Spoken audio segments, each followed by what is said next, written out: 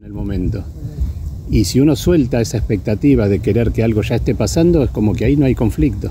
Nos invaden pensamientos o miedos de que se puede armar determinado cuadro y a veces lo tomamos como algo real, pero todavía no está pasando. Y el cuerpo reacciona como si estuviera pasando. ¿Eso tiene que ver con tu formación en neurociencia? Somos energía vibrando. Todo el espacio es energía vibrando y lo que es la materia por ahí es una vibración más, una frecuencia más densa. Cuando uno empieza a entender eso, es como que empieza a conectar con la realidad desde una perspectiva más desde la energía. Uno puede vibrar más sutil, empiezas a cambiar los alimentos más sutiles, por ahí más en armonía con la vida.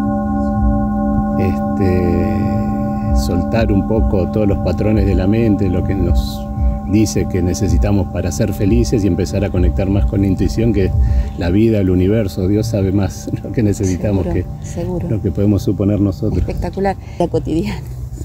Bueno, por ahí algo que yo fui descubriendo, la cultura nuestra nos propone la búsqueda de la felicidad a través de lo sensorial, del deseo, del placer, de las emociones lindas, divertidas, agradables, pero cuando empecé a dar esto de corazón, que ni siquiera era una vocación, esto como que se me fue revelando y la vida me fue llevando, descubrí que más la felicidad está en dar que en tomar de la vida. Entonces por ahí...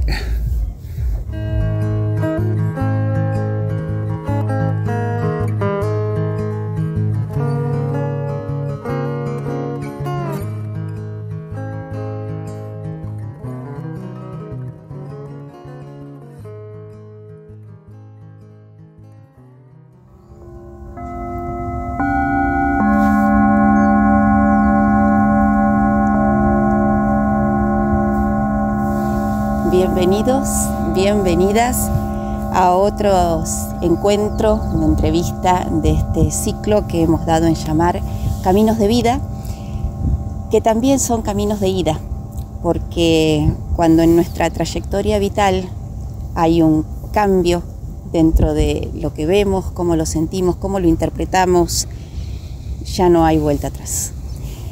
Y hoy estamos con César González, a quien le agradecemos muchísimo por compartir lo que ha sido su trayectoria vital, que como se darán cuenta ya por los instrumentos en los cuales nos acompaña, César es practicante de meditación con cuencos tibetanos, entre otras prácticas que él ha desarrollado. Así que bueno, agradecidos por tu servicio, por estar acá, por abrirte a contarnos tu experiencia, agradecidos por este entorno maravilloso que has elegido para poder compartir este momento.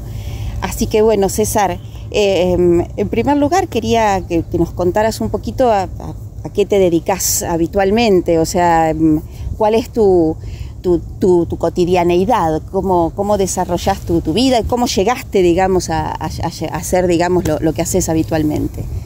Bueno, fue un proceso largo. Lo que hago normalmente es, desde que terminé el secundario, trabajar haciendo instalaciones eléctricas en la construcción.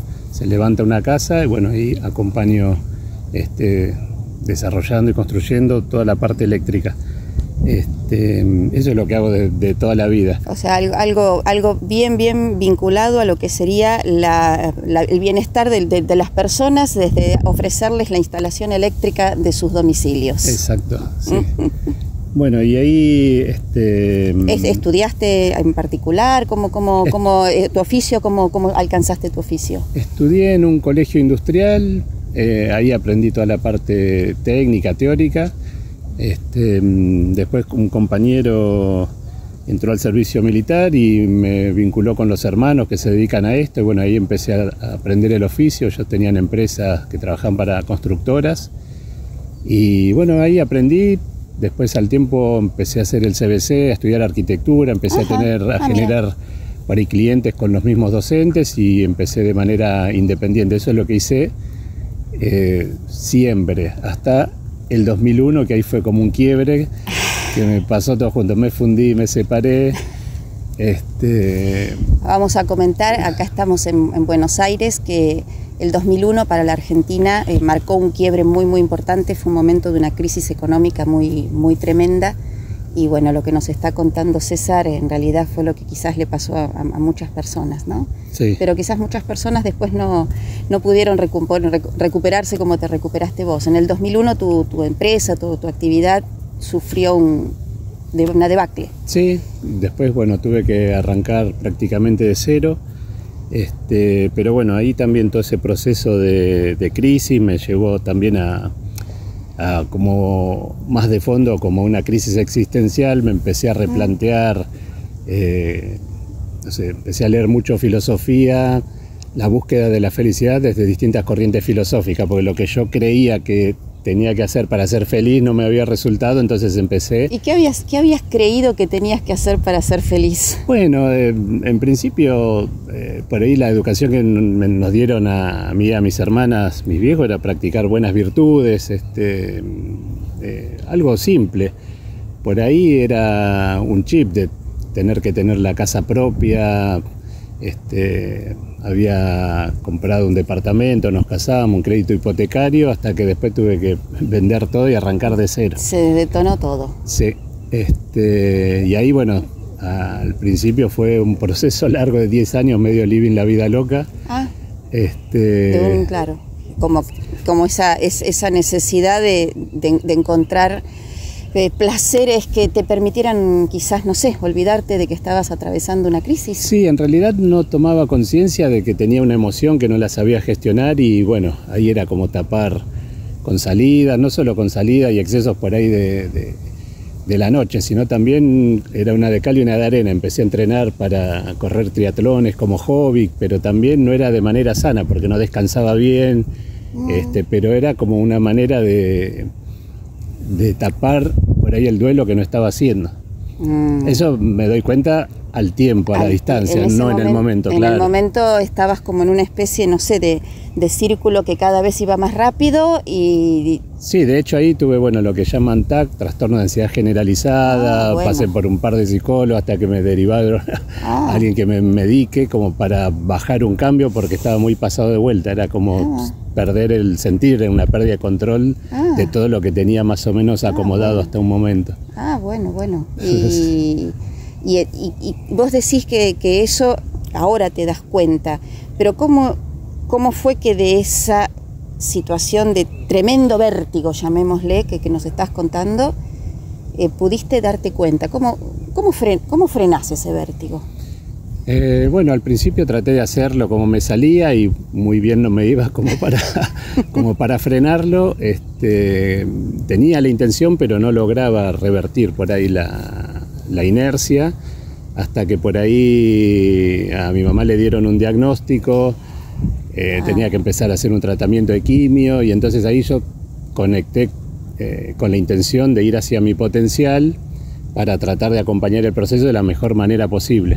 O sea que toda esa situación externa tuya encontró, no sé, como un sentido o un cambio de mirada a partir de algo que le pasó a tu mamá, y eso te modificó la cotidianeidad que llevabas. Sí, fue como un cambio radical de intención. Yo sabía que estaba un poco como descarrilado y sabía que tenía un potencial bueno, y bueno, ahí fue un quiebre, y fue el momento que empecé, después de toda esta lectura de filosofía, había llegado al budismo.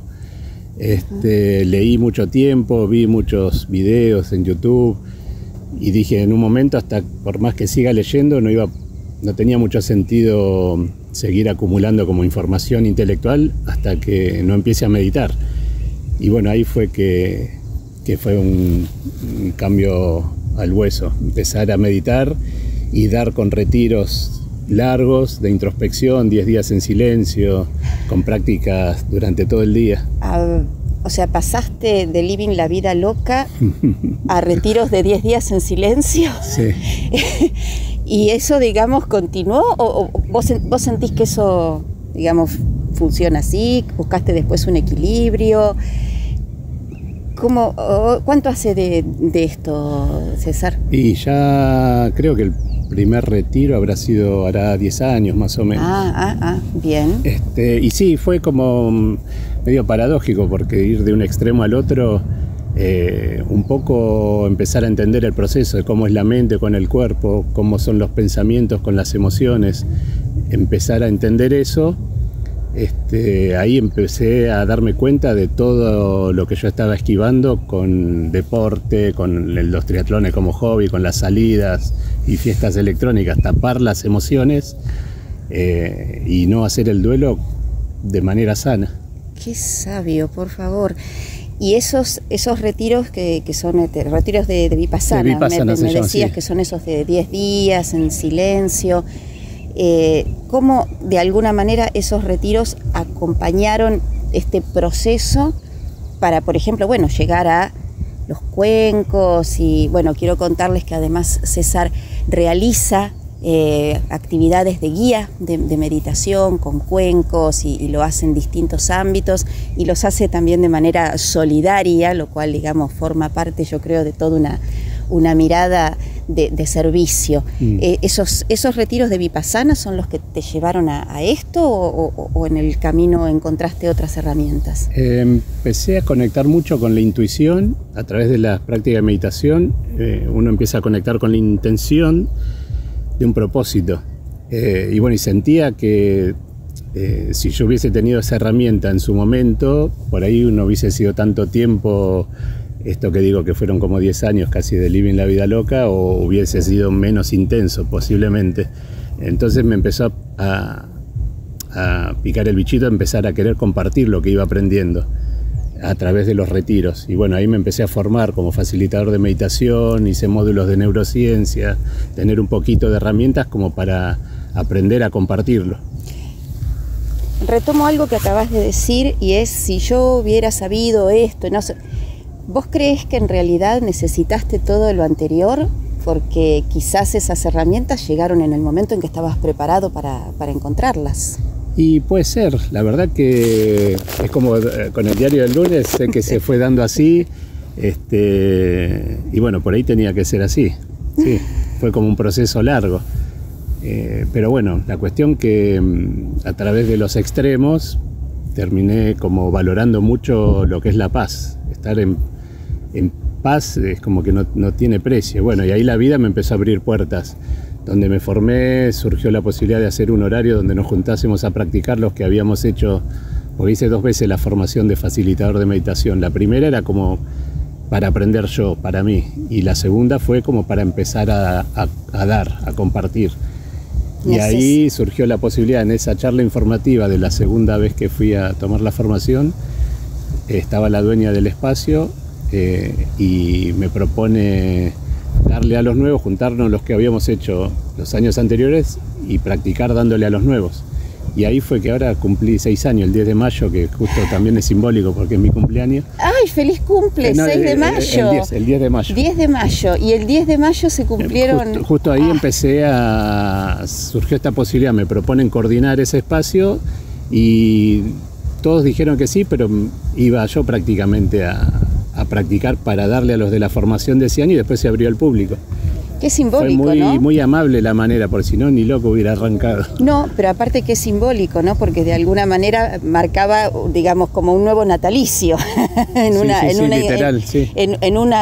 actividad de servicio. Y hablaste de encontrar la paz.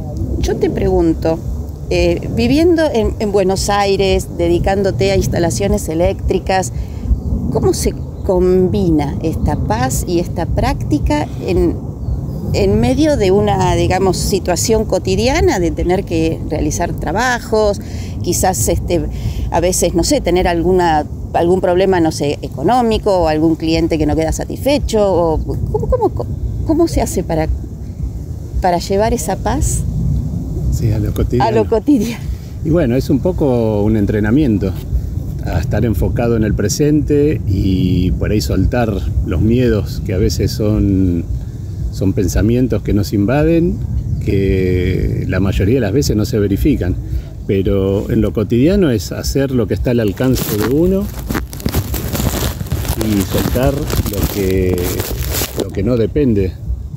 Hasta donde uno puede llegar hace lo mejor que puede, y en la medida que esa parte está hecha, lo demás se suelta. Y bueno, la mayoría de las veces se alinean y por ahí se soluciona, y entonces uno trata de no estar queriendo tener un control de todo, pues es imposible. Dijiste pensamientos que no se llegan a verificar. Exacto. ¿Qué quiere decir? Y muchas veces las ansiedades o que nos pueden agarrar queremos que estén pasando cosas que no están pasando en el momento. Y si uno suelta esa expectativa de querer que algo ya esté pasando, es como que ahí no hay conflicto.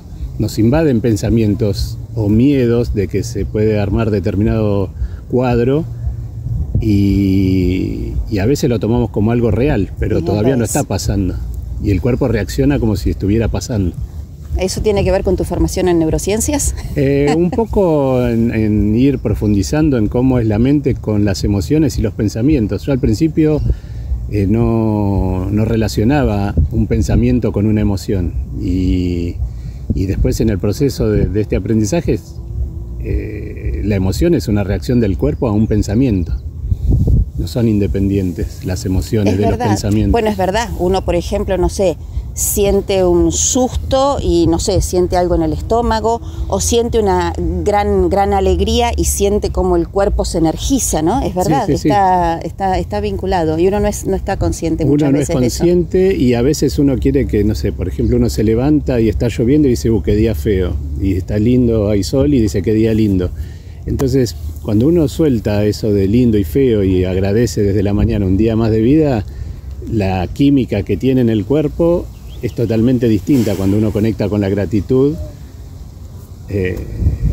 de lo que la mente dice que es lindo o feo. Es verdad, esta cosa de lo lindo o lo feo es completamente agradable, desagradable, relativo, ¿no? O sea, porque en el fondo, como decís vos, es verdad, agradecer, ponerse en actitud de agradecimiento y no en actitud de expectativa por lo que yo deseo. Exacto. Qué profundo, ¿no? Me parece que se necesita, digamos, mucho para... Estamos tratando de entenderte, pero la verdad es que es muy bueno, es muy lindo, es muy interesante.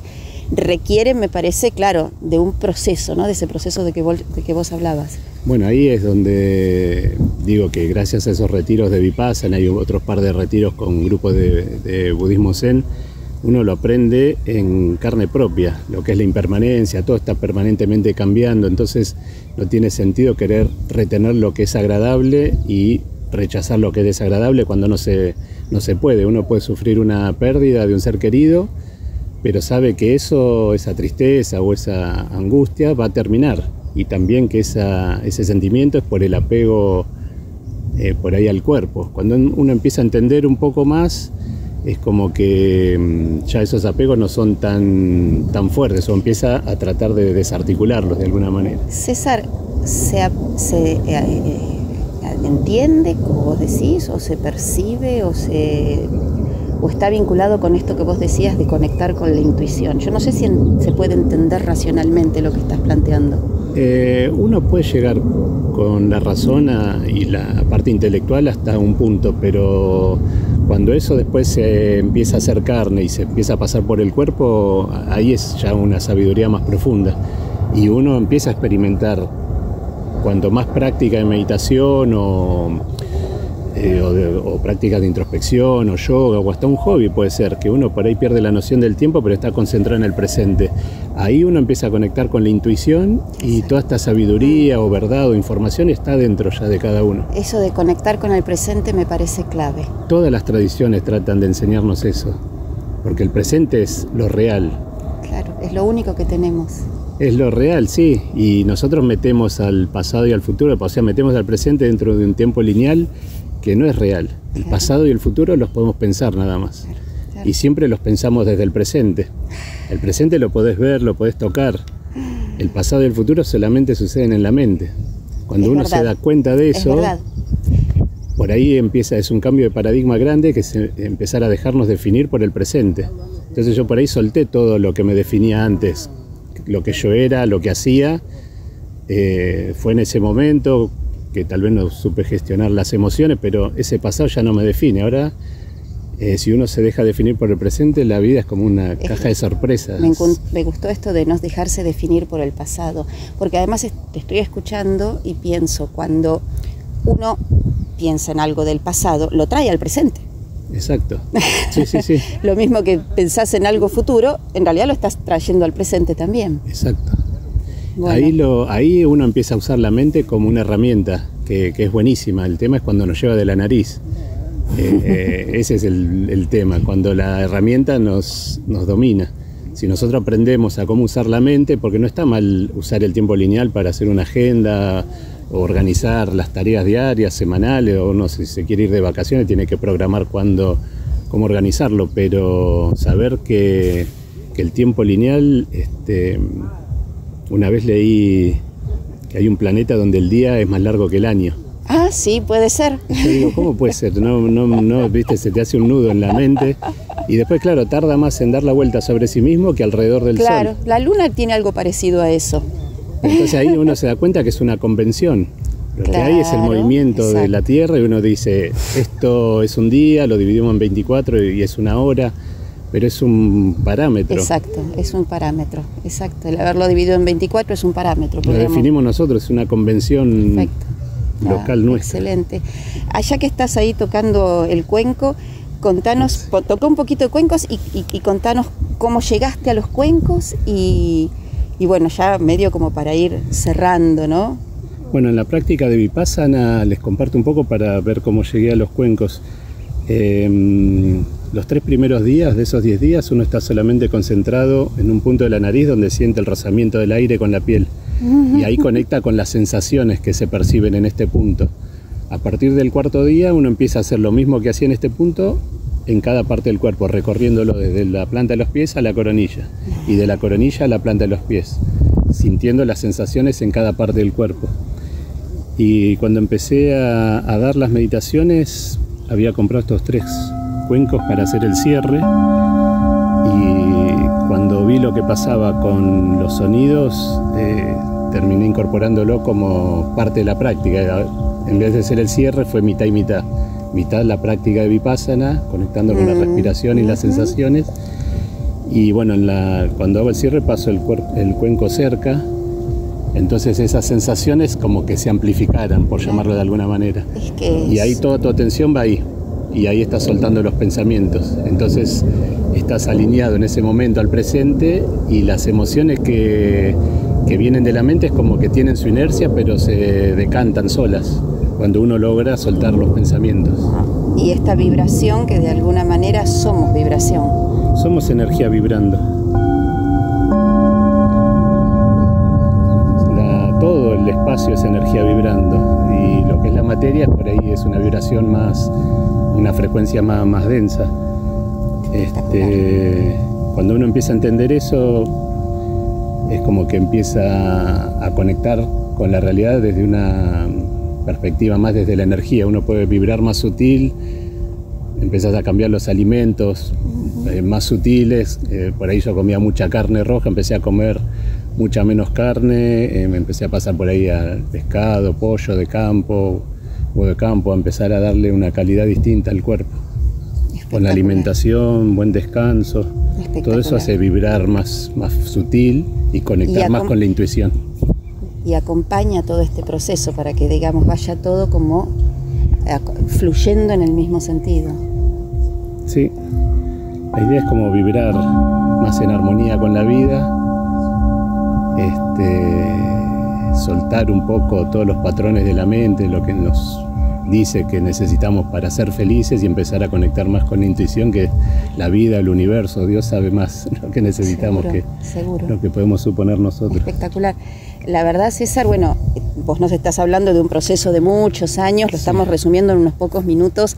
Seguramente, digamos, a partir de esto trataremos de que exista la curiosidad de seguir, no sé, profundizando en estos temas que de alguna manera nos estás abriendo.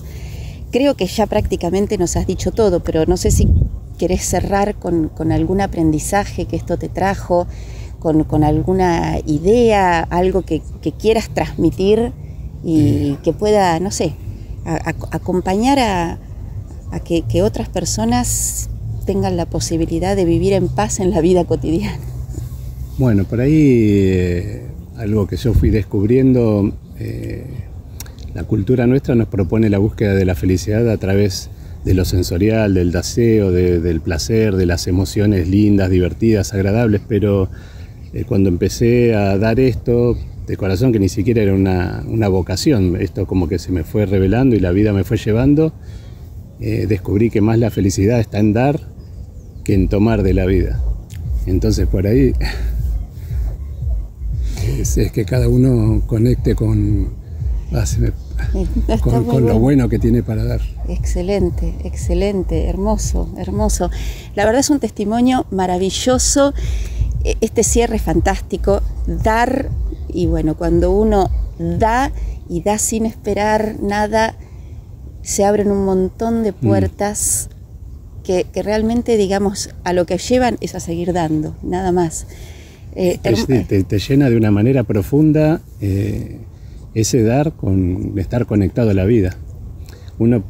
Todos sabemos que vamos para el mismo lado, que en algún momento se nos va a terminar la vida, pero por ahí no conectar con el miedo de saber eso, sino con qué hago durante el tiempo que estoy vivo, más allá de lo que crea cada uno que puede venir después. Y hasta ahora nunca me llenó nada como esto que empecé a experimentar de dar. Hermoso. La verdad, bueno, y nos ha dado su tiempo, nos ha dado su experiencia, nos ha dado instrumentos, nos ha dado un testimonio realmente hermoso, hermoso.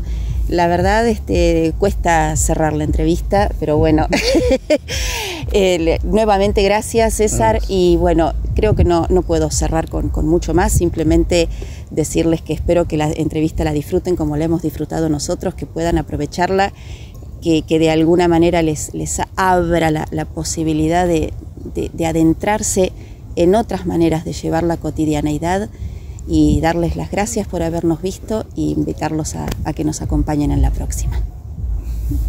Gracias. Gracias a vos, espectacular.